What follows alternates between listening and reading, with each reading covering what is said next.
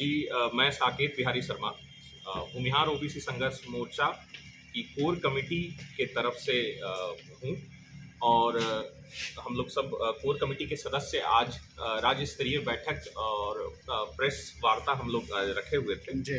तो उसी संदर्भ में आप लोगों को ये बताना चाहते हैं कि अभी हाल फिलहाल में जो बिहार सरकार का सर्वे हुआ, उस सर्वे के अंदर फॉरवर्ड क्लास में 7 जो जातियां आती हैं, मुस्लिम जातियां जो सिख सैयद पठान को मिलाकर, उनमें सबसे जो स्थिति गंभीर पाई गई वह भूमिहार समाज की पाई गई, जिसमें 27% से अधिक लोग गरीबी रेखा के नीचे पाए गए।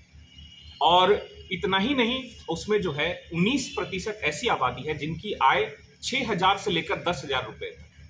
तो करीब करीब 27 और 19 करीब 47, यानी आधी आबादी करीब जो है वो 10,000 जो है महीना भी नहीं कमाती, यानी कि 333 रुपया प्रतिदिन। जबकि मनरेगा मजदूरों की मजदूरी जो है हरियाणा जैसे राज्यों में 350 रुपए प्रतिदिन का। जी। तो जो समाज कहा जाता था कि जमींदारों का सोसाइटी है, 1931 तक अंग्रेजों ने जो है वो सेंसस किया, सर्वे किया सोशल इकोनॉमिक कास्ट बेसिस पर, अंग्रेज के जमाने में जो होता था, बिगिनिंग ऑफ 20th सेंचुरी से जो होता है, लेकिन वो बंद हो गया था।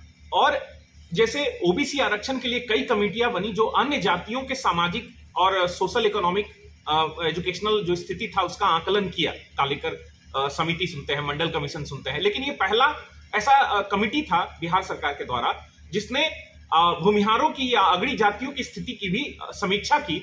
और सबसे दयनीय स्थिति में हमारा समाज आज आकर खड़ा है, जिसे और 90% आबादी, उसी सर्वे रिपोर्ट में यह कहता है कि 90% आबादी आज बिहार में ही रह रहा है। तो ऐसी स्थिति में जहां पे 90% आबादी सरकारी नीतियों पर और राज्य के इकोनॉमी पर निर्भर है, और इसके पास जो स्थिति है, जो जमीनों टुकड़े में बटी, लैंड सीलिंग एक्ट आया, जमींदारी एबोलिशन हुआ, भूदान आंदोलन में भी हिस्सा लिया, फिर नक्सल आंदोलन का भी ब्रंट 70 के दशक से झेला। तो कुल मिला के यही आर्थिक जो बर्बादी थी, जो पिछड़ापन वही जो है सरकार के रिपोर्ट में रिफ्लेक्ट हो रहा है। अब आप लोग क्या चाहते हैं?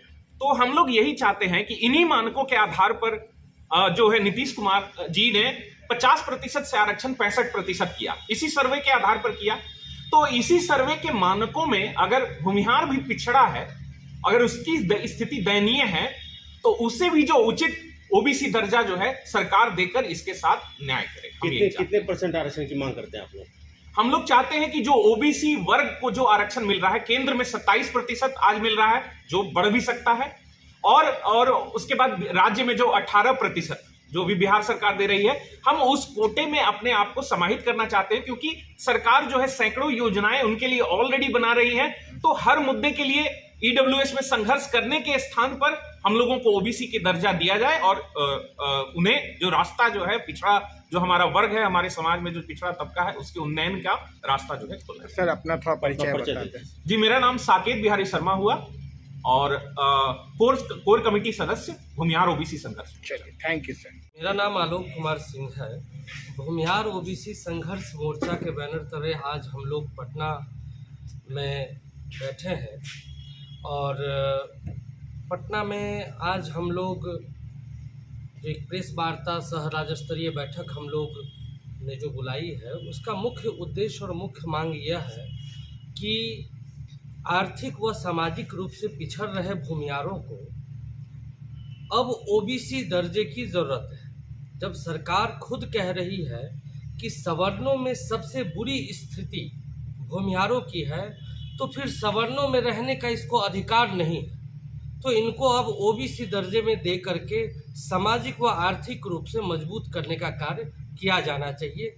समाज अगर बात करें तो भूमिहार समाज के आज के हालात में आधी आबादी गरीबों की ज़िंदगी जीने के लिए विवश है, और हम लोग चाहते हैं कि अब सरकार हम लोगों की सुने, इस गरीबों की सुने। आज तक जिस समाज को सामंत जमींदार कह करके गालियां दी गई है, अब उस समाज की सच्चाई सबके सामने आनी चाहिए कि उसकी वास्तविक हालात क्या है, उसकी वास्तविक सच्चाई क्या है, और समाज को समझना भी चाहिए और सरकार को सुध भी लेनी चाहिए कि इसको एक ऐसे दर्जे की अब जरूरत है ताकि उसका उत्थान हो सके।